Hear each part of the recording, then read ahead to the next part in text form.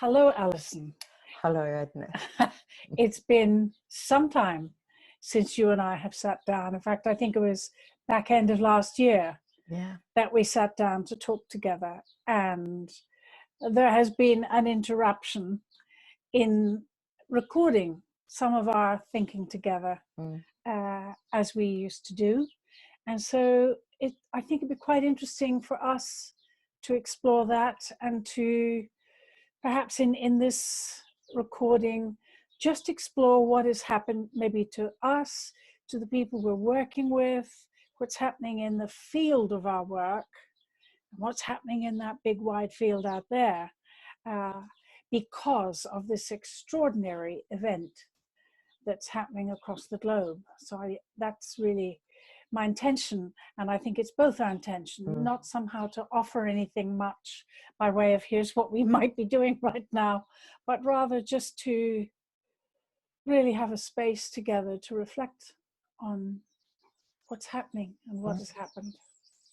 That sounds really, that sounds lovely actually, because rather than offering something, and maybe that's one of the themes that we've touched on in that I've noticed for me certainly, is what can I offer, who to, why am I offering it, what's my intention, and noticing sometimes when I think about that, how much of it might be coming from I should, I ought, or I could, but noticing that my energy isn't there on a consistent level to be able to be clear on what is my intention. And I think even without even the word intention, which is very important here, just that the energy sometimes isn't there. And I think that's a real starting point for us as well, to consider what's happening, everybody's energy right now, and how, it is uncertain, I think, for many people. And yet we feel this pull to do something extra, something more, which is lovely. But I don't know about you, some of my people I'm working with are offering pro bono work and stuff, which is lovely, and offering webinars. And some of them are nevertheless going back into an old pattern of rescuing or being overly helpful or whatever. And then they go, and I think it's somehow, if there's a gift in this time, one of the gifts is that we are being slowed down right across the world. And so I think there's something about really discerning what is right for us to offer and what might be an offering just in an old pattern. And I love that distinction, because there's something here about that I'm in conversation with folks about, is the offer coming from because we diagnose a need rather than the need being offered to us to respond to? Yes. And I've experienced both. Yeah, with the people I'm working with, and I'm sure you have too, Al. Yeah. And to somehow one of the conversations has become, well, if we look at the principles of coaching, or we look at the principles of supervision, it's almost, well, it needs to be client-led. Yes. rather than practitioner-led. Yes. So I think there's a tension for us in the old way, the previous way, and what is it that we're getting perhaps hooked into, that because we may see a very clear opportunity to help, are we presuming a need sometimes where the people we may be offering to are pretty resourceful, pretty resilient, and they're coping just as we are. Yes. And that's a tough internal conversation, I think, Yeah. for us all, really, because the instinct is to say, oh my God, you know, I'm a practitioner, I can do this, I can do that. And then we have to be discerning. I'm using this phrase quite a bit these days, title of a book, slowing down to the speed of life. Oh, well, that's gorgeous. Isn't it gorgeous? Yeah. And I find for myself that I have been slowed down much more to a natural speed, a natural rhythm for my life. And that's provoking a lot of lovely and deep reflection, and really inviting me to think about my work, my life, obviously, and who I am in my work, and all, just a little bit deeper, a little bit more subtle in, because there's time. I'm not out there reaching. Because I was going to ask you, what is it that's enabled you in your context where you are to do the slowing down? And I was thinking for myself, it's being less instantly reactive and responsive to what, for me at times, frankly, feels like a tsunami of approaches, invitations, free this, free that, activity this, activity that, and reaching in moments of saying, I can't eat anymore. I'm full. I'm full. May I rest now? And I've had those conversations with clients about acknowledging fullness. We can't consume anymore. Please now let this meal digest. Yes. And rest, and maybe in good digestion terms have a period of fasting between meals to integrate or to process or to work with what is maybe a beautiful feast. And there are many beautiful pieces out there, lovely offerings, but as you're talking, you know, we are no longer able to rush literally out there and go and do things and get excited and stimulated and go to shops and, you know, all the rest of it. So now we're sitting on Zoom going, oh, there's a fabulous webinar, I must say. So something about giving ourselves space and time to balance, to get more balance around that, I think. It's a very precious time being restricted like this. I think I said to you recently, it's a bit like when I was a child, you know, you stayed at home a lot of the time and somebody came up in a van and brought you your food. And so many of us are living like that now, or having a very quick trip out. You know, I remember, well, we chatted earlier, didn't we, about the vegetable man, the fruit and veg man who came and clambering up into his lorry as children and seeing what was in his cupboard, what was in his moving cupboard, and the smell of it, and how, and maybe that's the other piece about the slowing down. I've noticed for me, and certainly that folks where they are able to be going out and actually, because there's more time, or there seems to be more time, noticing and enjoying this springtime and the light and the sunshine or the flowers. Yes. And the weather it's almost been provocative. It's been so amazing, certainly in the UK where we're talking from. And in contrast to the ghastliness of what is happening out there. And it's very interesting to notice that immense contrast. And I think, you know, what helps us bear the grief that is here, the anticipatory grief, the grief that just simmers under the surface for so many people right now, including myself. You know, at least the natural world is there going, wow, But it's a very interesting tension, I think, between that amount of beauty and the all the sensual stuff that comes in when we go for our walks, or and then if you dare switch on the news or however you find the information, it's like, God, what is happening? So there's also, and I'm sure you found it with yourself and your people you work with, there's a lot of preoccupation around uncertainty, Yes. grief. I'm talking with people who are fine, and I'm talking with other people whose worlds have collapsed. Yeah. Yeah. Yes. And you talk about the grief and the loss.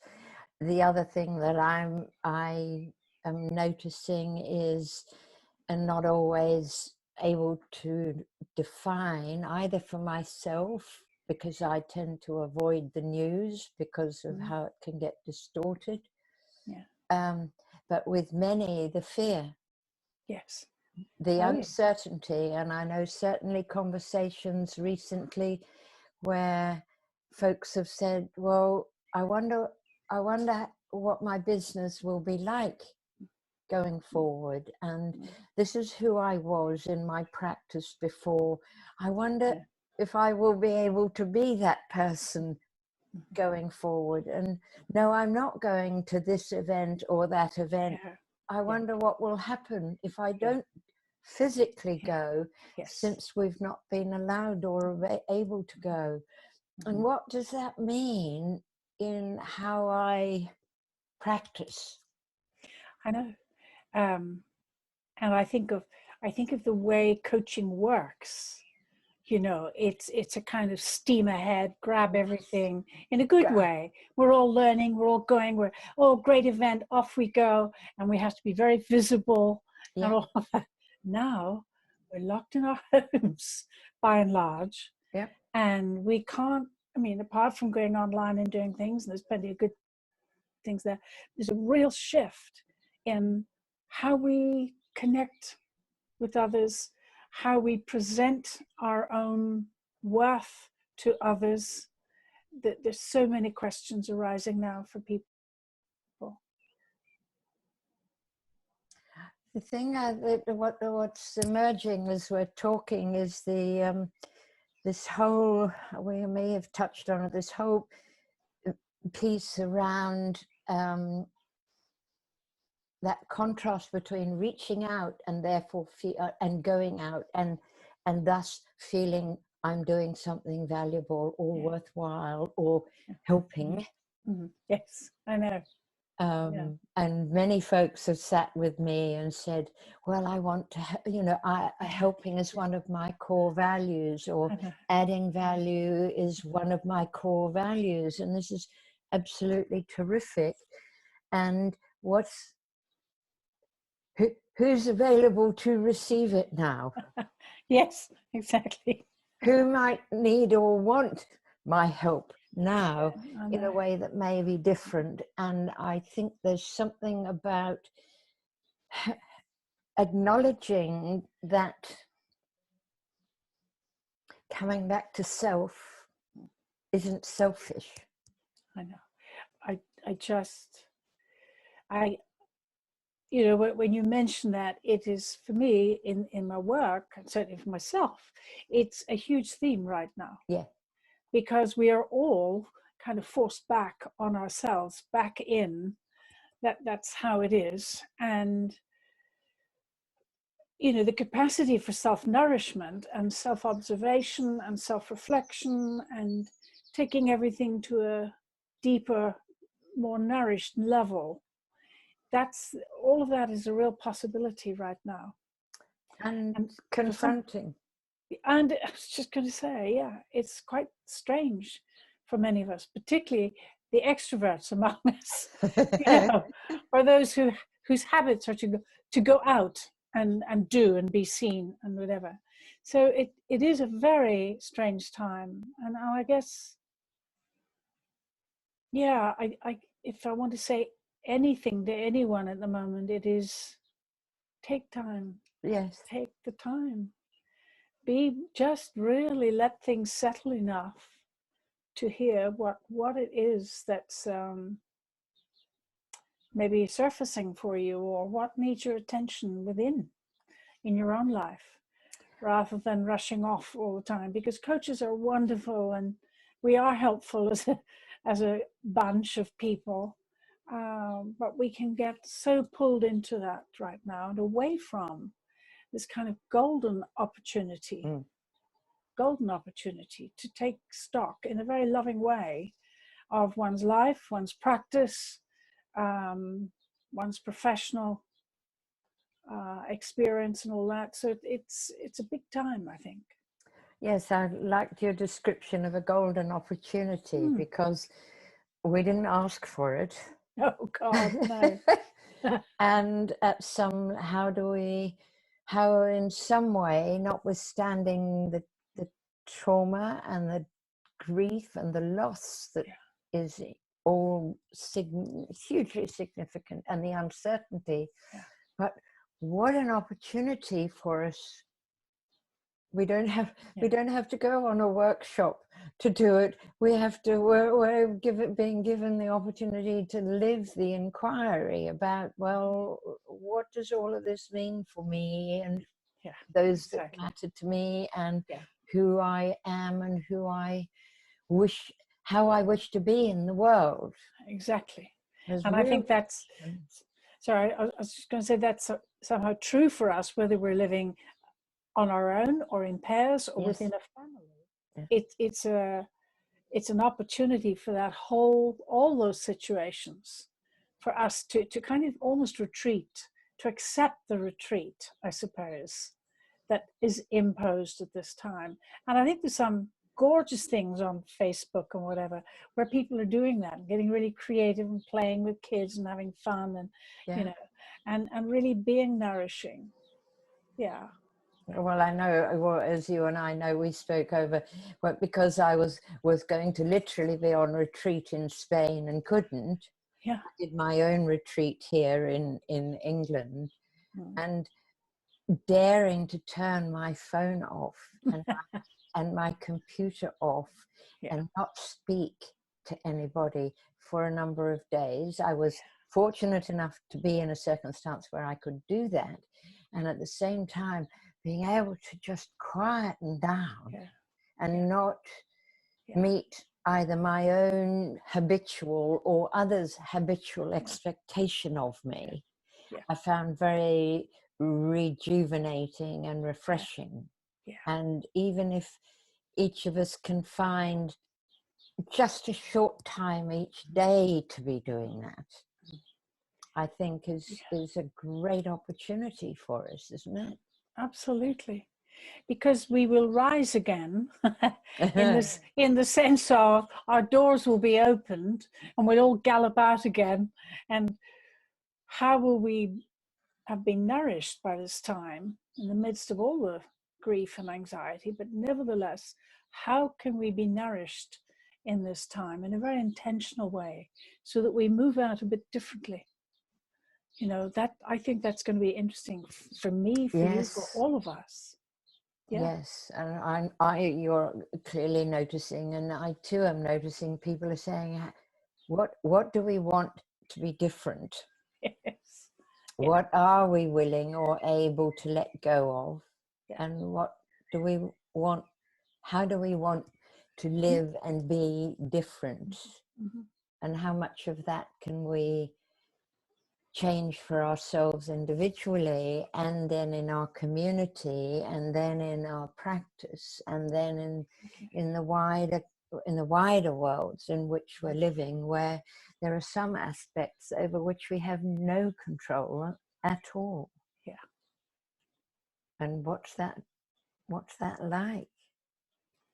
And right now we don't know. We don't know. we are living the questions, you know, but I think that's the important bit, that we do live these questions that are staring all of us in the face.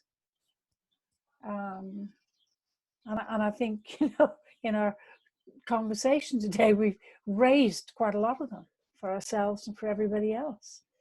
and just holding some of them, and trying to make sure that we attend in a very heartful way, yes, to that potential nourishment that's here for us at this time. I suppose that's probably what's come out of just talking with you today. And there's something there for me around framing this in a way that we can see the potential nourishment alongside the what could be framed as the fear and the trauma and the grief and the uncertainty. And how do we hold the both and? Yeah, because we don't know. So shall we draw this to a close now? Yes, we draw it to a close on a don't know. And we are supervisors. We stay in the unknown. Good. So I guess we're inviting people who are watching this to do the same, to stay in the unknown as comfortably as possible. Good. Thank you. Thanks, Alison. Okay.